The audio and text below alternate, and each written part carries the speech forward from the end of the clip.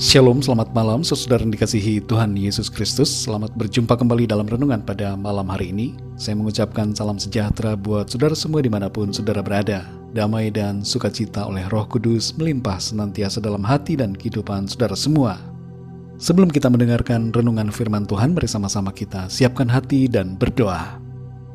Bapa kami yang di sorga, Bapa dalam nama Tuhan Yesus Kristus, kami bersyukur untuk pimpinan Tuhan, penyertaan-Mu di sepanjang hari ini dalam segala aktivitas kami. Engkau telah menolong kami bersyukur untuk sukacita, damai sejahtera dan kekuatan Tuhan. Pada saat ini kami mau mendengarkan sabda firman-Mu, tolong kami Tuhan supaya kami dapat mengerti dan taat untuk melakukan kehendak-Mu. Dalam nama Tuhan Yesus kami berdoa, haleluya, amin. Saudara yang dikasihi Tuhan, ayat renungan kita pada saat ini terdapat dalam Amsal 11 ayat yang ketiga. Tertulis demikian. Orang yang jujur dipimpin oleh ketulusannya, tetapi pengkhianat dirusak oleh kecurangannya. Saudara yang dikasihi Tuhan, ada kisah tentang seorang pegawai yang masih muda yang akan dipromosikan untuk naik jabatan di sebuah bank swasta. Kepadanya sudah diberitahukan mengenai rencana tersebut. Saat makan siang, pegawai muda ini antri makan di sebuah kafetaria. Tanpa ia sadari, direktur bank berdiri di belakangnya dan mengamatinya dari belakang. Anak muda ini mengambil makanan dan menyembunyikan sebagian lauk di bawah nasi. Ketika membayar di kasir, ia hanya membayar apa yang kelihatan di piringnya. Keesokan harinya, sang direktur memanggil pegawai muda itu dan menyampaikan bahwa sebenarnya ia akan dinaikkan jabatan, tapi rencana promosi itu dibatalkan karena sikapnya yang tidak jujur saat berada di kafetaria. Saudara yang dikasihi Tuhan, kejujuran adalah salah satu sifat yang penting. Tidak akan ada loyalitas bila tidak ada kejujuran. Orang yang tidak jujur tidak akan pernah menjadi orang yang loyal. Banyak orang yang mengabaikan faktor kejujuran dan berharap akan loyalitas. Contohnya adalah orang-orang yang sedang mencari calon istri atau suami. Saat masa perkenalan atau masa pacaran, calon pasangannya sudah menunjukkan ketidakjujuran berulang kali. Tapi hubungan tetap dilanjutkan sampai pernikahan dengan harapan saat menikah sikapnya berubah. Memang ada yang berubah, tapi proses yang dilalui sangat panjang dan penuh pergolakan. Banyak sayangnya yang tidak berubah. Seharusnya saudara, faktor kejujuran menjadi pertimbangan kita dalam segala aspek kehidupan. Dan kita pun secara pribadi harus hidup jujur dan benar di hadapan Tuhan dan sesama kita. Dalam Amsal 11 ayat 3 ini tertulis, orang yang jujur dipimpin oleh ketulusannya, tetapi pengkhianat dirusak oleh kecurangannya. Cara hidup yang membawa berkat dan kebaikan adalah melakukan segala sesuatu dengan kejujuran. Kejujuran di sini berhubungan dengan kebenaran. Sebaliknya saudara, cara hidup yang merugikan diri kita adalah melakukan ketidakjujuran. Seringkali ada godaan untuk melakukan apa yang menguntungkan bagi kita, dan itu menyebabkan kita tidak berbuat jujur dan benar. Sikap yang demikian hanya akan membawa kehancuran, bukan berkat dalam hidup kita. Saudara yang dikasihi Tuhan, bila kita berkomitmen untuk hanya melakukan apa yang jujur dan benar setiap saat, maka kita akan memiliki arah yang jelas untuk setiap situasi.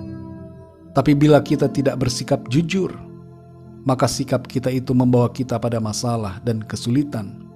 Dan itu akan menghancurkan diri kita, menghancurkan reputasi, status dan integritas kita. Setiap kita yang percaya kepada Tuhan, hendaknya hidup dalam integritas. Integritas merupakan sifat karakter mulia untuk selalu melakukan apa yang benar, terlepas dari kesulitan ataupun konsekuensinya. Tuhan sebenarnya menjadikan manusia sebagai orang-orang jujur, tapi manusia mencari banyak alasan. Pengkhotbah 7 ayat 29 mengatakan, lihatlah, hanya ini yang kudapati, bahwa Allah telah menjadikan manusia yang jujur, tetapi mereka mencari banyak dalih.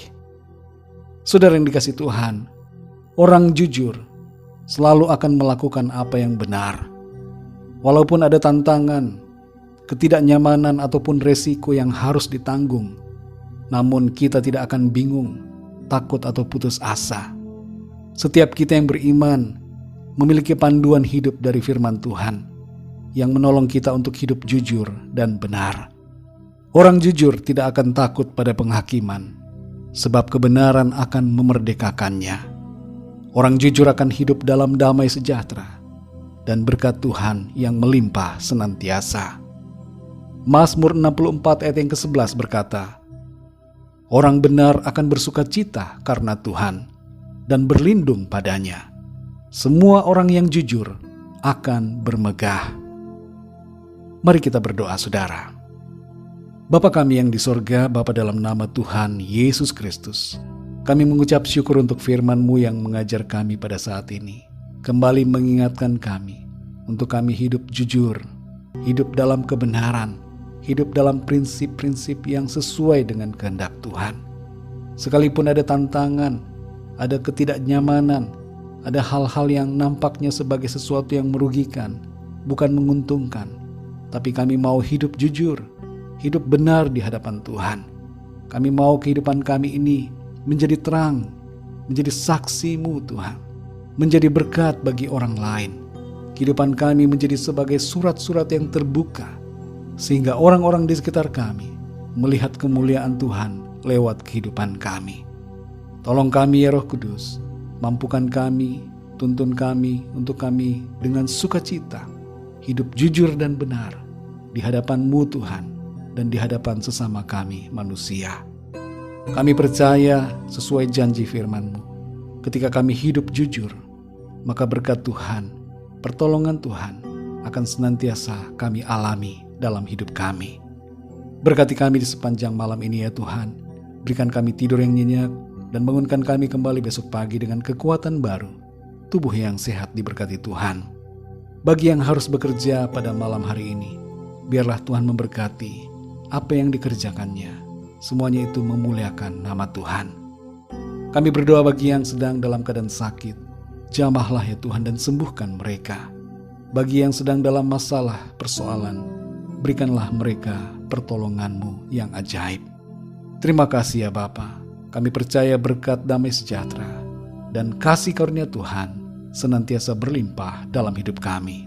Dalam nama Tuhan Yesus Kristus, Tuhan dan Juru Selamat kami berdoa dan mengucap syukur. Haleluya, amin. Puji Tuhan, saudara yang dikasihi Tuhan, saya percaya firman Tuhan menjadi berkat dan kekuatan buat saudara semua, dan Roh Kudus akan menolong saudara untuk lebih lagi memahami kebenaran firman Tuhan. Tuhan Yesus memberkati saudara semua. Selamat malam, selamat beristirahat, dan sampai jumpa dalam renungan yang berikutnya. Haleluya.